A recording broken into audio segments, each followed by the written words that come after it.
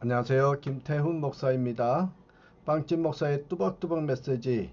오늘은 마태복음 73번째. 기독교에서 천국을 어떤 것이라고 하는가? 기독교에서 천국을 어떤 것이라고 하는가? 마태복음 22장 1절에서 14절의 말씀 가지고 오늘도 뚜벅뚜벅 메시지 시작하겠습니다. 자, 여러분 한번 생각해 보시길 바랍니다. 여러분이 천국 하면 그리는 것이 어떤 그림입니까? 천국을 어떤 곳이라고 생각하십니까? 천국에 대해서 심각하게 상상해 보신 적이 있습니까? 이 모슬렘의 천국은요, 여성들에게는 없는 땅입니다. 왜냐하면 코란에는 천국에서는 등급에 따라 나누는데 가장 등급이 높은 사람은 1000명의 여성들로 둘러싸였다고 합니다. 그 다음 사람이 900명이고요. 그래서 코란에서 말하는 천국은 여성들과는 상관없는 곳입니다. 좀 이상하죠? 그런가 하면 여러분 도교의 천국은 한가함입니다. 한가하다. 신선들을 보면 대부분 정자나무에 앉아서 바둑을 둔다든지 또 낮잠을 자고 있는데 소년이 차를 끓이는 모습을 볼 수 있습니다. 평생 힘들게 먹고 살던 이들에게 이처럼 한가하게 지내는 것으로 도교에서는 천국이 그려지고 있습니다. 불교에서는 천국이 어떠한가요? 불교는 이 지상이 우리가 살고 있는 이 땅이 고통의 땅이라고 생각을 하지요. 이 고통이 왜 생기는가 하면 욕심 때문이라고. 그 욕심이 집착을 낳기 때문에 사람들이 고통을 받는다는 것입니다. 그 고통을 면하는 법, 그래서 도에 이르는데 그것을 니르바나라고 합니다. 우리말로는 열반 이런 뜻이겠죠. 이 산스크리티어로 니르라는 말은 아무것도 없다. 바나라는 말은 불티라는 뜻입니다. 그러니까 불길이 꺼져버린 장소, 아무것도 없는 장소, 무념무상의 장소, 이것이 불교가 말하는 니르바나, 곧 천국입니다. 자, 그렇다면 여러분 성경에서는 천국을 뭐라고 말을 했느냐는 거죠. 오늘 핵심입니다. 성경에서는 천국을 뭐라고 했느냐?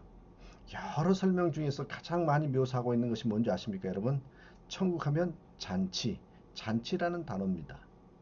잔치라는 단어. 요한계시록에서는 어린 양의 혼인잔치라고 부릅니다.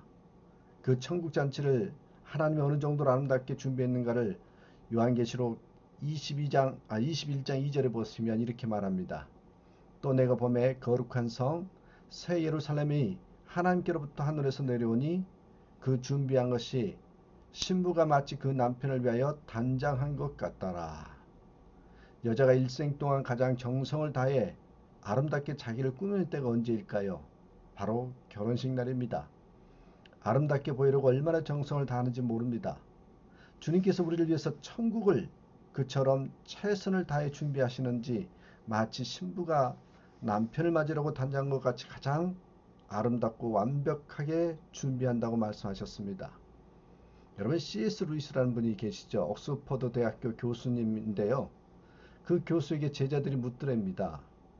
선생님이 가르치는 성경에 나오는 그 천국은 죽지도 못하는 영생의 땅인데 얼마나 지루할까요? 그때 이렇게 답변했답니다. 모르는 소리네.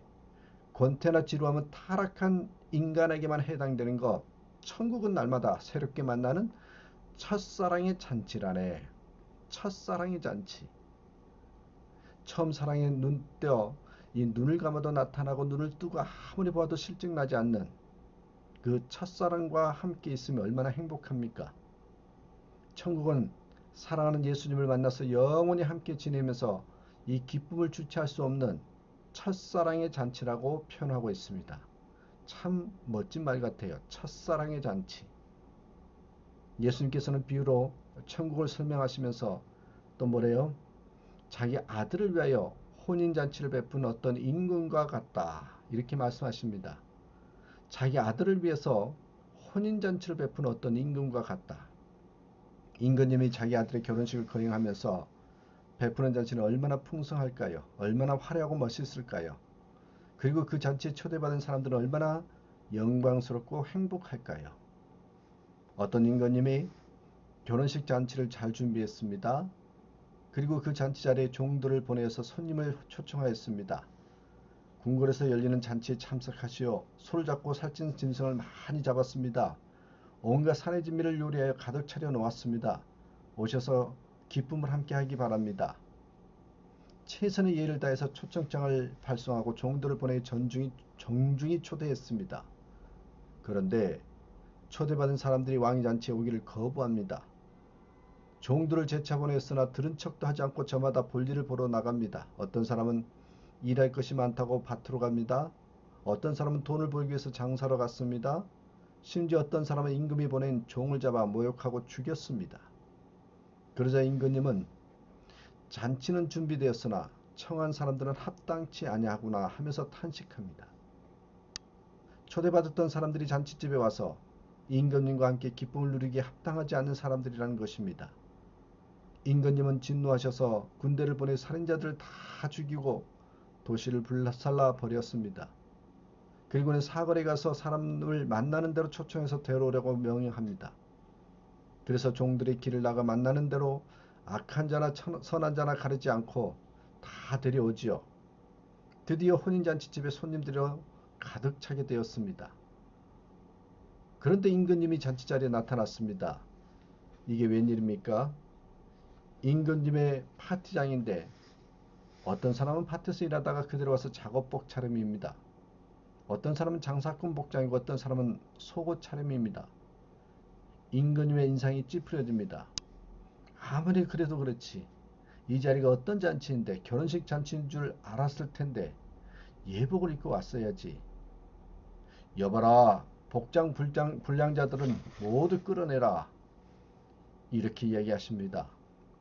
자, 이 비유 예수님께서 이 비유를 통해서 말씀하려는 것이 무엇일까요? 자, 이 비유의 의미를 한번 생각해 봅니다. 첫 번째 여러분, 예수 믿는 것은 천국 잔치를 맛보는 것입니다. 예수 믿는 게 뭐냐? 천국 잔치를 맛보는 것. 많은 사람들이 예수 믿는 것을 오해합니다. 예수 믿으면 재미도 없고 몸이 건조할 것이라 생각합니다. 교회는 초상집처럼 엄숙하고 굳은 분위기라고 생각하는 사람도 있습니다. 웃어도 안 되고 함부로 말해도 안 되고 화려한 옷을 입어도 안 되고 이것저것 안 되는 것이 많은 것이라고 생각합니다.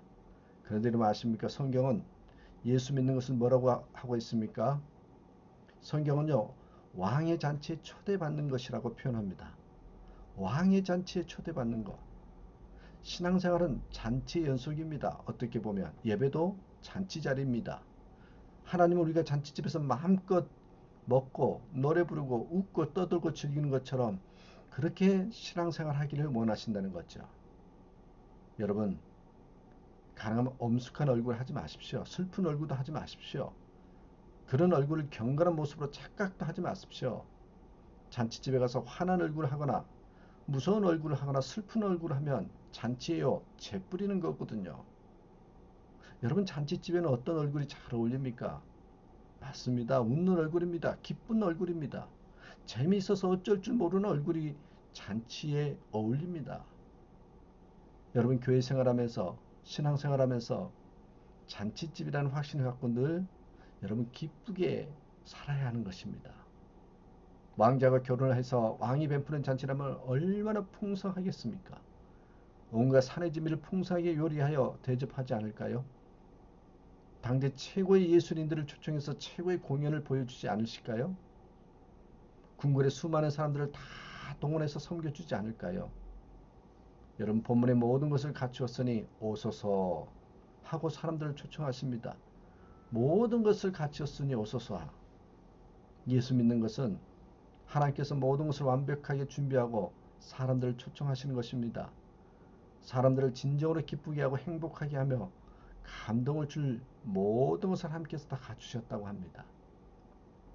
여러분 하나님의 모든 것을 준비하시고 기다리십니다.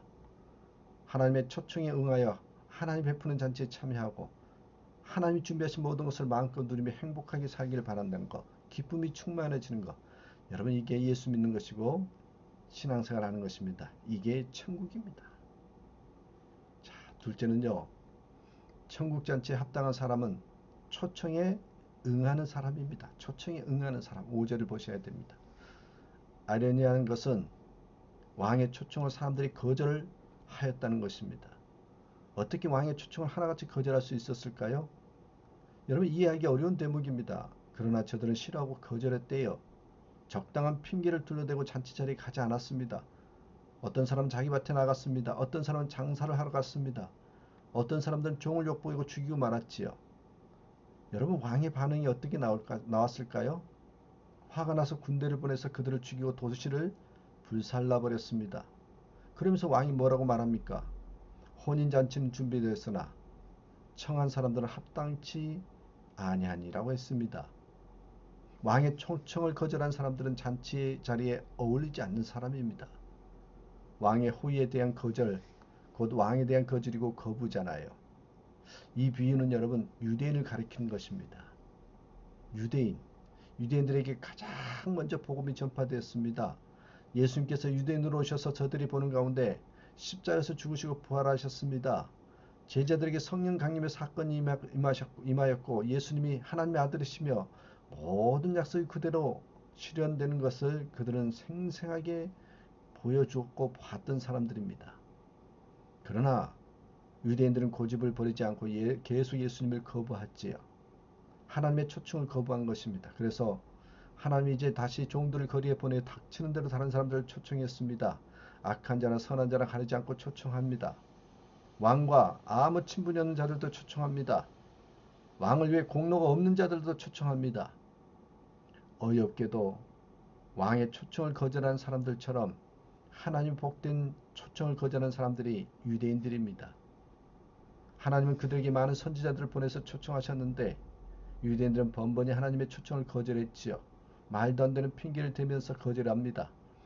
하나님은 포기하지 않고 당신의 외아들 예수 그리스도까지 사람의 몸을 입혀서 그들에게 보내셨지만 거절하고 그분을 십자가에 못 박아 죽였습니다. 하나님은 모든 것을 다 준비하시고 초대하시는데 거절하다니 여러분 얼마나 안타까운 일입니까? 오늘도 하나님의 초청은 계속되고 있지요. 자격에 대한 아무 조건 없이 초청하십니다. 계시록 22장 17절 말씀 보십시오. 옆에 써 있죠. 성령과 신부가 말씀하시기를 오라 하시는도다. 듣는 자도 오라 할 것이요 목마른 자도 올 것이요 또 원하는 자는 값없이 생명수를 받으라 하시더라. 오늘도 많은 사람들이 안타깝게 유대인들처럼 하나님의 초청을 거부하고 있습니다. 온갖 좋은 것들을 다 준비해놓고 초대하시는데 거절하는 사람이 많습니다. 말도 안 되는 이유와 핑계를 대면서 거절해요. 시시하기 짝이 없는 사사로운 일을 핑계로 욕심에 사로잡혀서 하나님의 초청을 거절하고 있습니다. 공연히 바쁘다는 핑계를 앞세우면서 하나님을 거절하고 있는 겁니다. 여러분 아셔야 됩니다. 거절하는 사람은 천국잔치에 합당하지 않는 사람으로 간주됩니다. 오직 하나님의 종들을 보내주시는 초청에 응하는 사람만이 천국잔치에 합당한 사람이 됩니다. 하나님이 준비하신 기쁨과 감동과 평강을 맛보면서 즐기게 됩니다. 여러분 모두 하나님의 초청에 즉각 응하시는 복된 백성들이 되길 바랍니다. 자, 세 번째 이 비유 의미가 뭘까요? 천국잔치에 합당한 사람은 예복을 입은 사람이라는 것입니다. 자, 천국잔치에 합당한 사람은 예복을 입은 사람이다. 12절의 말씀 보면 나와요. 어떤 사람은 너무 급하게 잔치에 참석하느라고 옷을 갈아입지 않았나 봅니다. 예복을 입지 않고 잔치 자리에 앉아 있었습니다. 왕이 그를 발견하고는 묻습니다. 친구야, 어찌하여 예복을 입지 않고 여기에 들어왔느냐? 그 사람이 유구무원이었다고 하였습니다. 아무 말도 못했습니다. 결국 그는 잔치를 맛보지 못하고 쫓겨나고 말았지요. 그 자리에 합당한 옷을 입는 것은 당연한 일입니다. 여기에 여러분 그 합당한 예복은 뭘 말할까요? 여기서 말하는 예복은 그리스도를 믿는 믿음, 예복 이퀄 믿음을 말합니다. 성경은 여러 번 하나님 앞에 서기 위해서는 의의 옷을 입어야 한다고 강조하죠. 자, 에베소서 4장 22절에서 24절 보니까 너희는 유혹의 욕심을 따라 썩어져가는 구습을 쫓는 옛사람을 벗어버리고 오직 심령으로 새롭게 되어 하나님을 따라 의와 진리의 거룩함으로 지으심을 받은 새 사람을 입으라. 또 여러분 옆에 써 있는데 갈라디아서 3장 27절 누구든지 그리스도와 합하기 위하여 세례를 받는 자는 그리스도로 옷 입었느니라. 초청을 받아서 교회 왔다고 다 된 것이 아닙니다. 누더기 같은 자기의 의를 벗어버리고 예수 그리스도의 옷을 입어야 합니다. 예수 그리스도를 믿어야 한다는 의미입니다. 다시 말해서 자신의 의를 의지하지 않고 예수 그리스도의 의를 의지하여 하나님 앞에 나아가는 겁니다. 하나님의 앞에 나와서는 아직도 많은 사람들이 자기가 입고 있는 옷을 갈아입지 않고 있습니다. 자기의 공로와 행실로 앞세워 하나님께 나아가려고 합니다. 그러나 나는 부족하나 그리스도로 옷 입고 있으면 하나님께서는 그래 너는 내 잔치에 참석할 합당한 사람이로구나 라고 인정하십니다.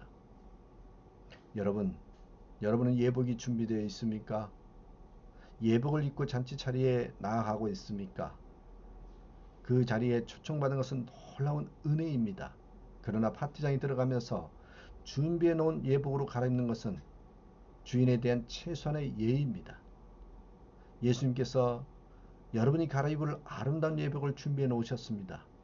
믿음으로 갈아입기만 하면 됩니다. 이제까지 입고 있던 예수가를 따르는 그런 옷을 벗어버리고 유혹의 욕심을 따라 써가는 옷을 벗어버리고 의와 진리의 거룩함으로 새롭게 지으신 옷을 입으라는 것입니다.